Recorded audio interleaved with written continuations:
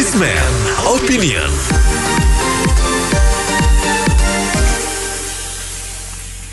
Mitra bisnis, kemarin sejumlah dokter mendeklarasikan Perkumpulan Dokter Seluruh Indonesia atau PDSI. Ketua Umum PDSI Jajang Edi Praitno mengatakan PDSI merupakan alternatif wadah profesi kedokteran dan tidak menginduk kepada Ikatan Dokter Indonesia atau IDI. Yang mau masuk jadi anggota PDSI pun harus keluar dari organisasi profesi serupa seperti IDI. Apa komentar Anda mitra bisnis mengenai organisasi kedokteran baru selain IDI ini? Silakan di 633-9160, 633-9160. Saya memang udah nunggu-nunggu ya, kan menyebut baik dengan adanya PDSI itu loh. Memang perlu, jadi IDI itu tidak senang-wenang gitu loh. Kalau di bagian advokat kan banyak juga organisasi seperti itu. Ada Peradi, ada apa banyak. Itu bagus gitu loh, positif. Terima kasih. Ya kebetulan aja saya juga seorang dokter dan juga karena sarjana saya banyak, saya seorang advokat dan saya memasuki dua organisasi itu, advokat dan kedokteran gitu ya. Saya juga pernah mengalami studi dokter terawan di mana saya tiba-tiba dikeluarkan dari keanggotaan kedokteran dan tidak boleh praktek atas rekomendasi dari ya biasalah organisasi itu, dan itu membuat saya waktu itu protes dan akhirnya berhasil mendapatkan izin lagi. Memang di negara kita perkumpulan atau komunitas atau organisasi profesi apapun itu, kalau murni hanya untuk kepentingan organisasi itu sendiri dan profesional dan jujur ya, itu maka tidak ada masalah bagi siapapun yang ikut organisasi itu. Akan tetapi kalau ternyata ada satu atau bahkan lebih dari satu, dua, tiga atau banyak organisasi profesi di mana itu pengelolanya tidak mencampur adukan dengan yang lain, akan tetapi malah justru mencampur adukan dengan hal yang lain, misalnya selain hal profesi dicampur adukan dengan hal politik atau kepentingan lain-lain, maka tidak akan menimbulkan sesuatu yang pro dan kontra. Akan tetapi ini kan menimbulkan suatu pro dan kontra, dan di negara kita ya seperti ini. Kalau suatu organisasi atau apapun itu digunakan bukan murni untuk kepentingan organisasi yang jujur ya, maka akan terjadi pro dan kontra terus, tidak akan pernah selesai walaupun ada lebih dari satu organisasi. Kemungkinan seperti itu. Apa-apa dijadikan politik, kemungkinan seperti itu. Terima kasih. Assalamualaikum warahmatullahi wabarakatuh. Saya sih setuju aja dibentuk tandingan begitu, karena bagus kalau sendirian kan jadi bisa nggak ada yang ngingetin. Tapi yang penting mereka itu membentuk ini bukan karena kepentingan pribadi atau kepentingan kelompok. Yang penting pasien sama masyarakat itu jangan dirugikan, itu aja. Masih namanya alternatif itu sangat baik karena ada pilihan kan, tentunya untuk tujuannya menghindari kepentingan yang terjadi sebelumnya, begitu saja. Iya, menurut saya organisasi profesi apapun itu, apakah organisasi kedokteran, organisasi advokat, organisasi lain-lain, itu baik-baik saja selama berfungsi murni untuk kepentingan organisasi tersebut tanpa dicampur tangani oleh kepentingan lain seperti kepentingan politik dan kepentingan lain-lain. Sehingga kalau ada satu atau lebih dari satu organisasi di bidang yang sama profesi itu, misalkan organisasi kedokteran, dan dia murni tidak dibuat untuk dicampur dengan kepentingan-kepentingan lain, misalnya kepentingan politik atau apapun itu, maka insya Allah akan berjalan bagus saja atau berjalan baik-baik saja. Tetapi jika ada intervensi atau digunakan untuk kepentingan lain selain kepentingan yang murni dari organisasi itu, organisasi profesi itu seperti kepentingan politik untuk kepentingan lain-lain, ya sama juga bohong walaupun ada satu atau lebih dari satu organisasi. Saya pikir seperti itu. Terima kasih. Saya tuh merasakan ya pahit krisis 97-98. Banyak anggota keluarga saya tuh sampai papa saya meninggal karena waktu itu banyak obat beli import dari luar, sedangkan dolar naik dari 2.500 sampai 17.000. Saya sangat mendukung organisasi kedokteran apa saja yang mendukung dokter Indonesia supaya bisa bikin produk sendiri. Jadi jangan sampai kejadian 97-98 yang dolar naik itu terjadi lagi, banyak orang mati. Bukan karena dia kenapa nggak bisa beli obat, karena harganya tinggi. Kenapa sih yang kayak dokter Terawan ditekan-tekan?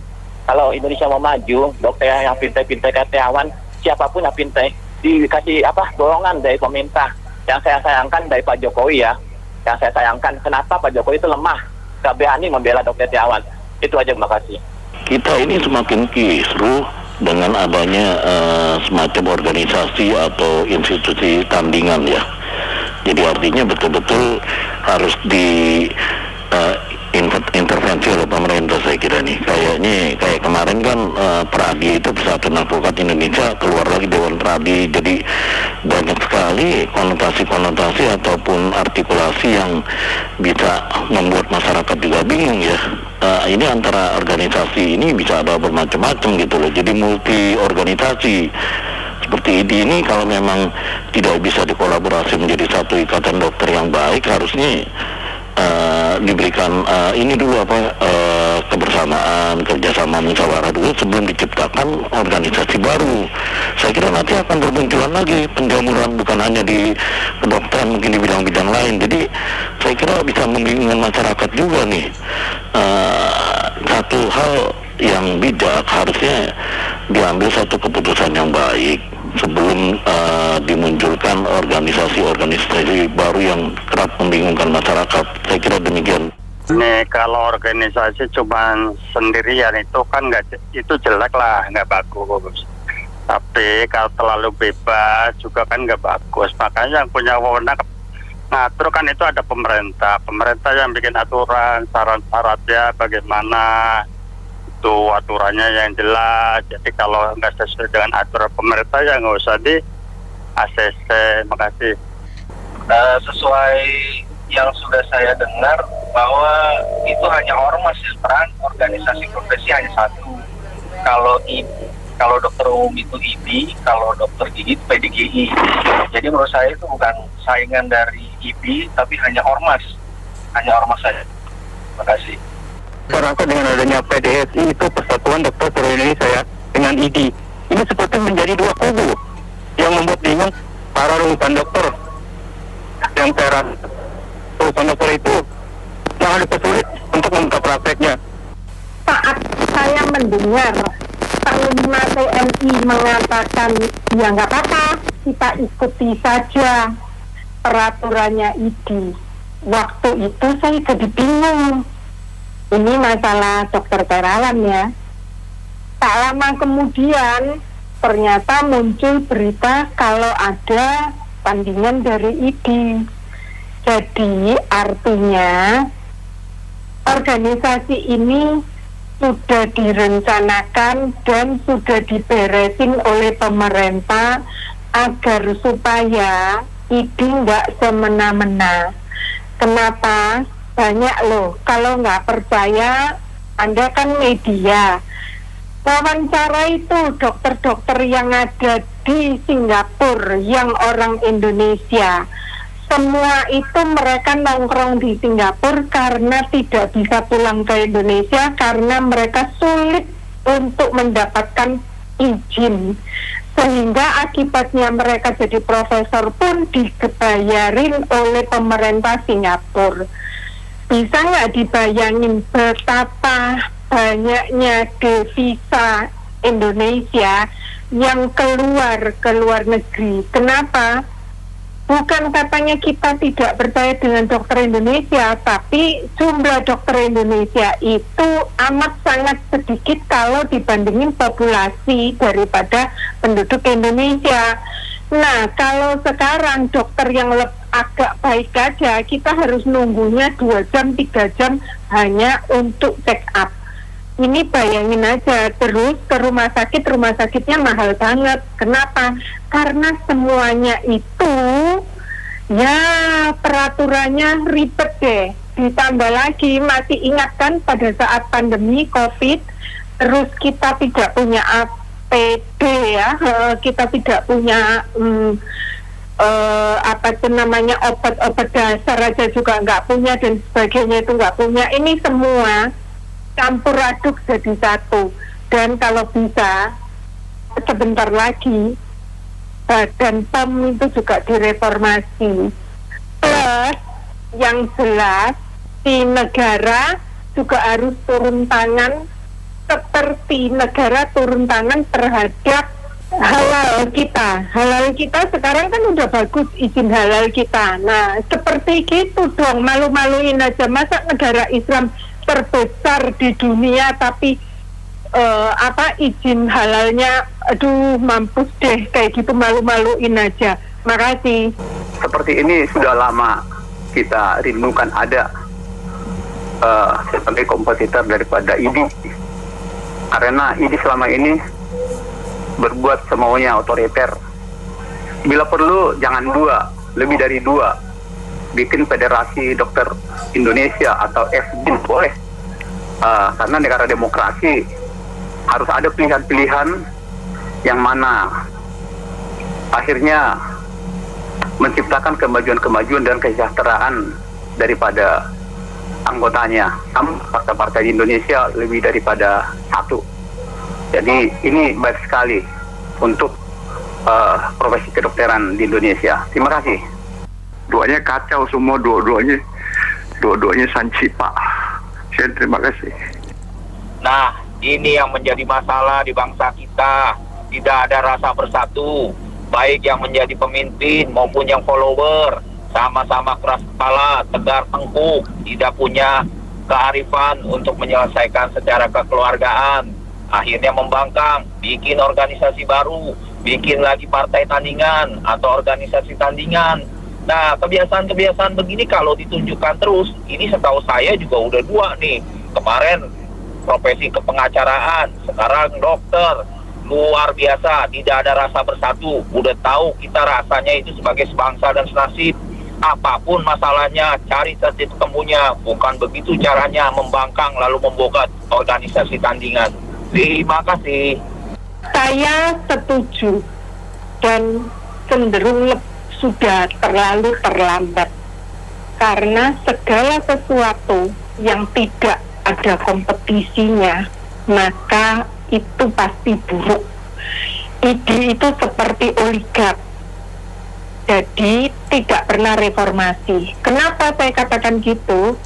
Di Indonesia ini sesungguhnya kekurangan dokter kalau dibanding dengan populasi yang ada di Indonesia.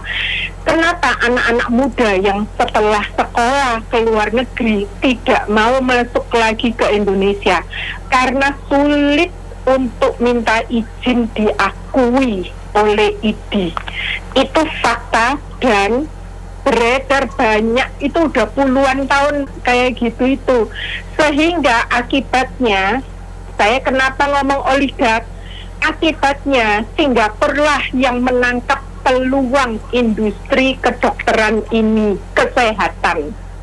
Kenapa seperti itu? Ya, akibatnya Singapura bisa membangun lebih dari 3 lagi atau 5 kalau nggak salah rumah sakit hanya demi untuk pangsa pasarnya Indonesia. Ditambah sekarang yang maju lagi Malaysia. Karena Malaysia lebih murah sehingga Malaysia pangsa pasar Singapura pangsa pasarnya diambil sebagian oleh Malaysia. Akibatnya apa? Berapa devisa yang rugi dari Indonesia lari ke Singapura dan lari ke Malaysia. Terus kenapa kalau kita mau membangun rumah sakit itu alat-alat super duper mahal? Karena ya itulah kira-kira, saya nggak usah nyebut nanti saya dimasukin ke penjara gara-gara. Nah kayak gitu, itu harus ada yang reformasi. Baru sekarang pemerintah mau mereformasi itu. Makasih. Saya sih setuju dengan penelpon yang kedua dan ibu yang ketiga itu. Ya intinya kita harus reformasi lagi ini supaya belajar lebih baik lagi. Terus yang kedua, memang untuk dokter asing yang bertugas ini memang sangat selektif. Karena apa? Karena tidak semua lulusan dari luar negeri itu bagus gitu loh. Karena mungkin dia kuliah di universitas yang ecek-ecek gitu ya. Makanya ini sangat selektif, bukan mempersulit sih, tapi sangat selektif gitu aja. Ya, masukan dari saya, ini perlu direformasi supaya lebih baik lagi dan bisa ada improvement lah untuk kedokteran di Indonesia. Terima kasih. Himpunan baru itu sih boleh-boleh aja ya. Bahkan kalau kedua bisa diizinkan sama pemerintah ya, itu ketiga keempat bakal terjadi itu. Iya, nggak mungkin bisa stop di himpunan baru yang kedua ini, soalnya kan diperbolehkan ya.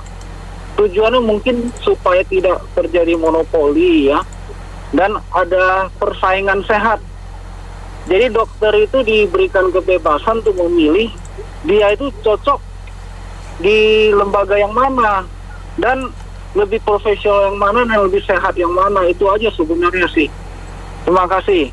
Saya nggak tahu apakah ada undang-undang yang mengatur itu, tetapi kan saya melihat seperti advokat ada lebih dari satu, organisasi buruh ada lebih dari satu, dan dokter setahu saya juga perhimpunan dokter ahli bedah juga ada. Jadi nggak cuma ID, walaupun mungkin itu undergo atau turunan daripada ID. Jadi penting menurut saya jangan cuma ada satu, karena kita tahu kepentingan dokter juga banyak, bukan hanya kepentingan dari segi intelektual, akademis, tapi sekarang kan baik dokter, baik ulama, bermain politik kan. Dan itu ya memang harus ada kristalisasi siapa yang orientasinya kemana, itu harus diberi pilihan. Terima kasih. Saya juga bingung ini dokter-dokternya sebenarnya tujuannya apa sih buat organisasi ini, apa untuk organisasi tandingan atau bukan loh. Yang penting buat saya komitmen dokter untuk menyembuhkan pasien selain doa dan Tuhannya, dokter untuk menyembuhkan pasien itu yang paling utama, bukan organisasi gitu loh. Kan dia juga menempuh pendidikan juga dengan susah payah itu dapat dokter. Kenapa mesti ribut masalah organisasi itu gitu loh. Kalau memang kepentingan organisasi itu nggak setuju ya silakan lapor ke jalur yang benar. Ngapain bikin dua, yang satu tidak di bawah ID, berarti ini nggak resmi. Saya khawatir bahwa yang satu ini mungkin bisa benar, bisa juga salah. Tapi tolong juga dilihat aspek legalnya. Kalau secara tidak resmi itu nggak kurang ya, atau mungkin legal, ya dipertimbangkan. Bukan berarti harus ada dualisme gitu loh. Kalau mau bubarin aja ID-nya, bikin baru. Bukan berarti dualisme. Kalau dualisme itu dokter bingung. Sama aja, ini saya mesti ikut organisasi yang mana? Konsentrasi dia sebagai dokter paramedik yang memang yang tujuan utama menyembuhkan atau mengobati pasien, jangan sampai terbawa-bawa arus organisasi gitu loh, jatuhnya politik. Ini tadi dokter untuk manusia atau dokter politik gitu loh. Itu aja sih, terima kasih. Kalau menurut saya sih Bu ya, segala sesuatu yang monopoli itu tidak baik. Jadi saya pikir itu hal yang baru, perkembangan baru buat kedokteran, karena kita tahu dengan organisasi profesi lain banyak hal yang sudah seperti konstruksi, ada Galaxindo, ada hal yang lain, jadi ada persaingan. Di dalam satu persaingan itu konsumen akan diuntungkan. Jadi ini mungkin satu alternatif yang baru, yang bagus, saya pikir untuk perkembangan di kedokteran. Terima kasih. Itu sudah cakep itu bikin baru, karena yang lama sudah kotor. Jadi kalau yang baru ini mudah-mudahan bisa menjaga kebersihannya, jangan sampai kotor lagi. Yang kotor itu lama-lama orang kabur dari kotor. Terima kasih. Baik, kami cukupkan sampai di sini dulu sesi Businessman Open untuk kali ini. Saya Anita Wijaya.